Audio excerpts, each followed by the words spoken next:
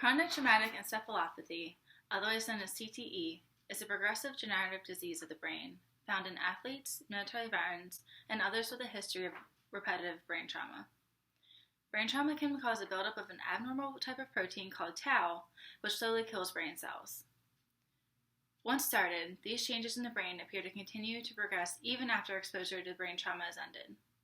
Possible symptoms include memory loss, confusion, impaired judgment, paranoia, impulse control problems, aggression, depression, and eventually progressive dementia. Symptoms can begin to appear months, years, or even decades after trauma has ended. Currently, CTE can only be diagnosed after death by brain tissue analysis. There are 4 stages of CTE. Stage 1.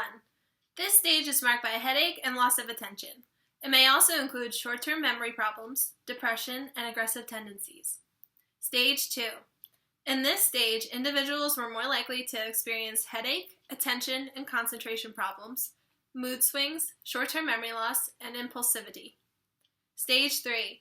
This stage is marked by the symptoms of the previous stages, with the possible addition of visuospatial difficulties, more extensive cognitive and memory problems, and apathy. Stage 4. This stage is commonly associated with significant cognition problems and memory loss. Most subjects also showed profound loss of attention and concentration, executive dysfunction, language difficulties, explosivity, aggressive tendencies, paranoia, depression, gait, and visuospatial difficulties.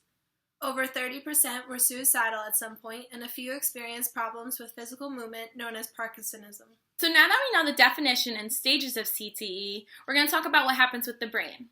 So we know this condition is commonly seen in football players, so there has to be a reason for that, right? To give you an idea of what happens with your brain when your head gets hit, I have this jar and tomato. The jar represents your skull, the tomato represents your brain. Every time your head gets hit, your brain shakes. Over time, with repetitive hits, could potentially lead to long-term and degeneration of your brain.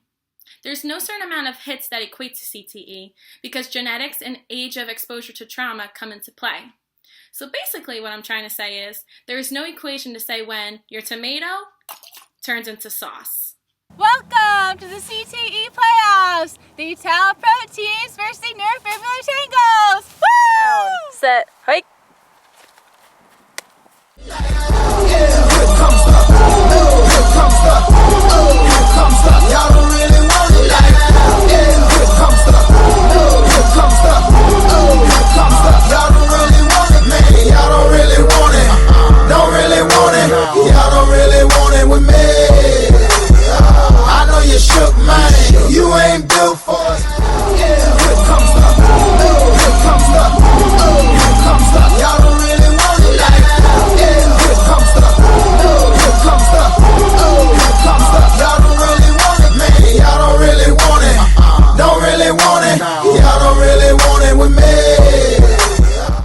You may have noticed that CTE can present in individuals the same way that Alzheimer's does.